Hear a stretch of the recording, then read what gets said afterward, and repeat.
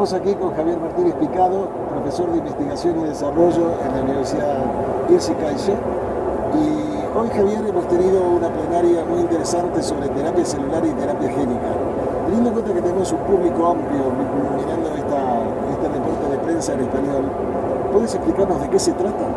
Estamos hablando de terapias muy nuevas y muy avanzadas para todo el mundo, incluso para las personas que hacen más clínica. De hecho, hay muy poquitas terapias hoy en día aprobadas en medicina para el uso de terapias génicas. Pero eso se trata en que disponemos de nuevas herramientas que nos permiten editar el genoma humano y nos permiten editarlo de una forma muy precisa. Hay básicamente tres herramientas que tienen de sus nombres ingleses a los Zinc-Finger Nucleases, los TALENs y el CRISPR-Cas9, que es la más nueva y quizá la que más se ha popularizado últimamente. La pregunta es, en el mundo de la infección por VIH, ¿cómo podemos utilizar estas herramientas para realmente eliminar el virus? Un virus que se integra en el genoma humano y por tanto nos vemos limitados para poderlo expulsar de ese genoma humano. Y además las células, cuando se dividen con el virus.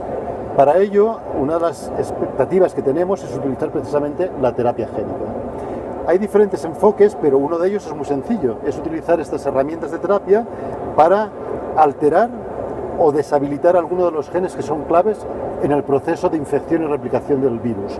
Y uno de ellos es un gen que le llamamos CCR5, que es ni más ni menos que la puerta de entrada del virus a las células. Si conseguimos inhabilitar esa puerta, el virus no va a poder entrar en las células. Ahí tengo una pregunta como clínico. ¿Por qué no lo podemos hacer con Maraviroc, que precisamente actúa sobre ese correceptor? Bueno, Maraviroc funciona. Y es un fármaco que sabemos que funciona, lo único que tiene también, como todos los otros fármacos, sus limitaciones. ¿Por qué?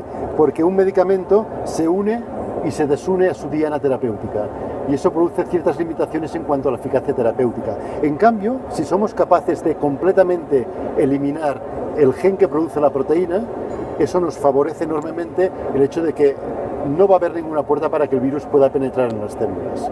Entonces, esta es una de las estrategias. Para la mentalidad simple de un clínico que no tiene la genialidad de un básico, estaríamos haciendo una especie de cirugía sobre el genoma. Efectivamente, es una cirugía y de hecho lo representamos casi siempre con unas tijeras, cortando el CCR5, que creemos que no es un gen imprescindible para la vida, sino que es prescindible, y con ello podríamos eliminar la posibilidad de que el virus entre y además las personas que tengan este tipo de edición génica se reinfecten. Pero no solo eso, nos ha explicado una cosa muy interesante, es que podemos aprovechar aún más todavía la terapia génica para hacer lo siguiente. Podemos no solo deleccionar el gen que produce esta proteína, sino que además hacerlo incluyendo un trozo de genoma que va a poder producir anticuerpos ampliamente neutralizantes contra el VIH, con lo cual conseguimos dos cosas simultáneamente: evitar que el virus pueda entrar en las células y, por otra parte, conseguir producir un número alto de anticuerpos que no van a ser solo capaces de neutralizar virus con tropismo por CCR5, sino también virus con tropismo por CXCR4, con lo cual de una sola vez conseguimos dos estrategias. Todo esto, de todas maneras, fíjate, tiene una gran virtud, y es que lo podemos hacer no solo en células maduras, sino que ahora el reto es hacerlo en células madre, en stem cells. ¿Por qué? Porque si lo conseguimos ahí, reintroduciendo estas células madres en un trasplante autólogo, vamos a reprogramar toda la línea hematológica, que precisamente es la que se ve afectada en la infección por VIH. Entonces, digamos, ¿tú crees que es posible pensar en el curso de los próximos 5 años que esto pueda tener una expansión para estudios en la clínica? Fíjate, en nuestro equipo también trabajamos en uno de los estudios de terapia génica. Estamos casi todos los proyectos en fases preclínicas. Algunos grupos como el nuestro ya hemos pasado a fases en animales. Y hay muy poquitos estudios, nos ha explicado alguno, de fases en humanos. Concretamente con los Zinc-Finger Nucleases, un estudio desarrollado por la compañía Sangamo en colaboración con la Universidad de Pensilvania. Ya han hecho algunas pruebas de concepto en humanos, pruebas de concepto que se han basado no solo en utilizarlas en personas con VIH, sino también en utilizar simultáneamente ciclofosfamida. ¿Por qué? Porque cuando reimplantamos las células editadas en el cuerpo, el problema que tenemos es que hemos de hacer sitio. Todavía quedan células autólogas que sí que tienen el receptor. Hemos de hacer sitio a esas células, hemos de buscar cómo eliminarlas para poder repoblar de una forma eficaz esto. De todas maneras, hablamos, por una parte, de terapias complejas, hablamos de terapias caras, hablamos de terapias cuyos efectos secundarios no los conocemos bien y por último hablamos de esto lo hacemos ex vivo, o sea, tratando las células en el laboratorio y reimplantándolas, o tenemos mecanismos que existen para poner estas herramientas de terapia génica en vectores que los podemos poner en el músculo, por ejemplo, vectores que se queden en el músculo y sistemáticamente vayan produciendo lo que nos hace falta.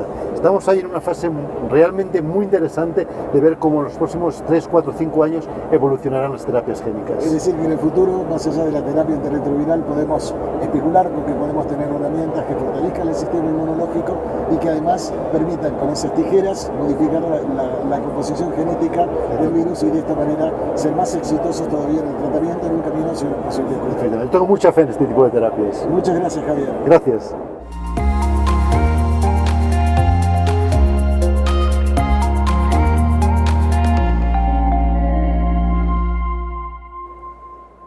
Bueno, continuamos con el análisis de la sesión plenaria del día lunes de la Conferencia Internacional de SIDA.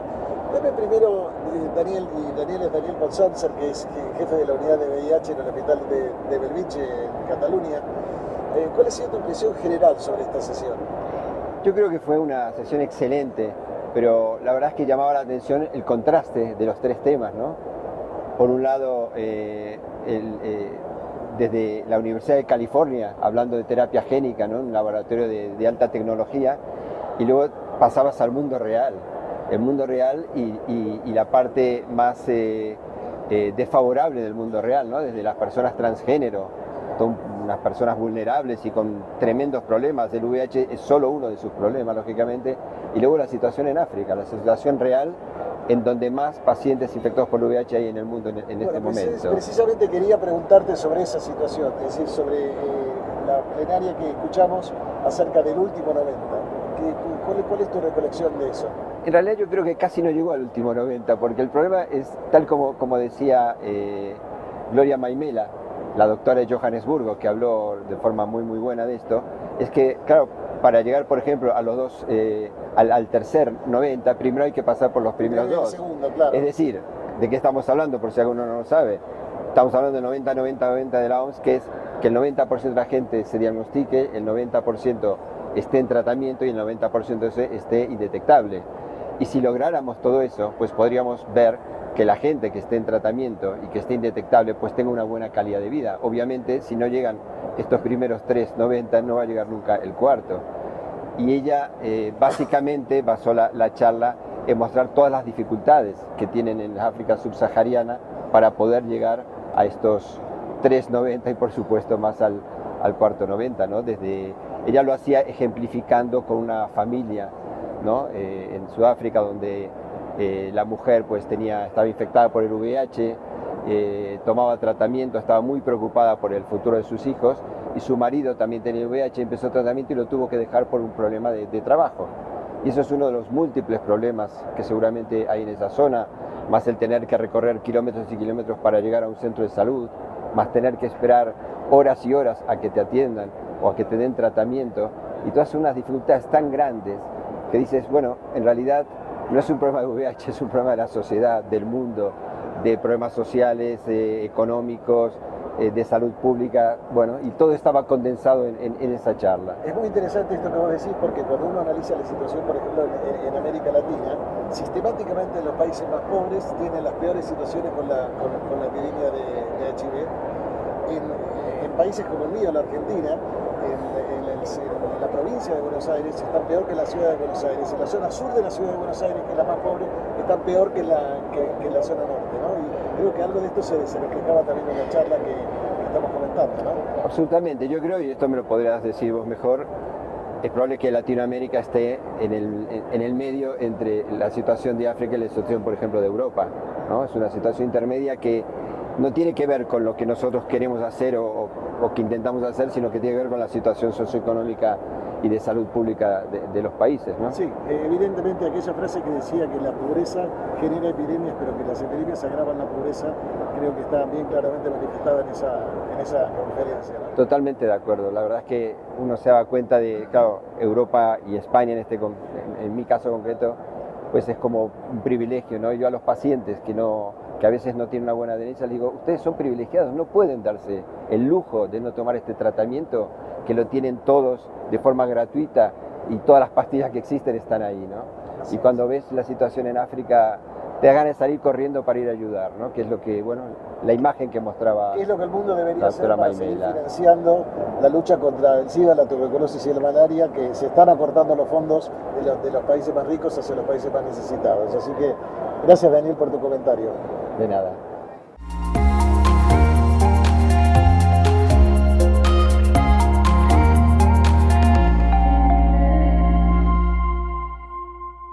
Bueno, y finalmente estamos aquí con Claudia Frola. Claudia ha sido residente y jefe de residente del Hospital Fernández y ahora es investigadora de Fundación Huésped. Y te convocamos, Claudia, para hablar de una estrategia muy importante pero difícil de implementar, como es el PrEP, y por el otro lado, una población clave pero muy difícil de abordar, como es la población transgénero. Y hoy hubo una plenaria sobre eso. ¿Por qué no nos contás un poquito? Bueno, buen día, gracias por el espacio para poder contar lo que, más que nada para los que no pudieron estar. Yo tuve la oportunidad de estar en la plenaria del doctor Asa Radik, que es el director del Instituto Universitario de Nueva York, que tiene 20 años de experiencia en trans. Entonces, bueno, contó un poco qué pasa con PrEP en población trans. Primero, puso cuántas personas trans hay en el mundo, que me parecía como un dato que por ahí no muchos desconocemos. Él dijo que aproximadamente hay 25 millones de personas trans en el mundo. Estos datos vienen casi todos de Estados Unidos y de Europa. Después mostró una diapositiva que mostraba la carga de VIH en la Organización Mundial de la Salud en el 2017, donde era muy dramático porque la placa mostraba el simbolito del hombre, de la mujer, adultos, niños y trans totalmente desconocidos. O sea que, porque si una población escondida, claro, digamos. Si queremos implementar PrEP, tendríamos que saber primero la prevalencia de HIV, ¿no? Obvio, La población. obvio. Entonces después muestra un artículo del Lancet que hace como un review, un metaanálisis de 15 países, de 39 estudios, donde ahí muestra que la prevalencia global de HIV en población trans es un 20% aproximadamente. Que en algunos países incluso es más alta. Nosotros, por ejemplo, Argentina, 34%, ¿no? Claro. Como para poner el panorama de Latinoamérica. Así es. Y otra cosa también dramática es que población trans masculina, totalmente también desconocidos los datos. Dentro de la población trans oculta, en general, hay una población trans más oculta todavía, que son los hombres trans. Son los hombres trans. Entonces me parece que esa es una tarea que tenemos pendiente como para trabajar. Y otra cosa importante que mostraba era que dentro de los estudios de PrEP, el más importante, el IPREX, que hay muy poquito número de reclutados de pacientes trans. Entonces también desconocemos qué implicancias tiene el PrEP en esta población. Entonces muestra un subanálisis que se hace del IPREX y mostraba más o menos que eran 350 personas trans en ese estudio que fue muy grande, de 2.500 personas, y mostraban que la mayor problemática que tenían era la adherencia al PrEP. Y mostraban, por ejemplo, que la aprobada era solamente un 18%. Y cuando indagaban por qué, era que la población que más tomaba hormonas era la que menos tomaba tenofovir. Entonces el interrogante era si no lo tomaban por las interacciones que podían tener o no lo tomaban por problemas de adherencia. Entonces cuando indagaban era que la mayoría tenía miedo de que el tenofovir interfiera con la hormona, y como sabemos, para la población trans la afirmación de género es absolutamente importante. Prioritaria. Entonces creo que, Diego, que a dónde tenemos que apuntar es que la afirmación de género, si no, priorizamos la afirmación de género en las estrategias de PrEP, no vamos a lograr cumplir con las metas de PrEP.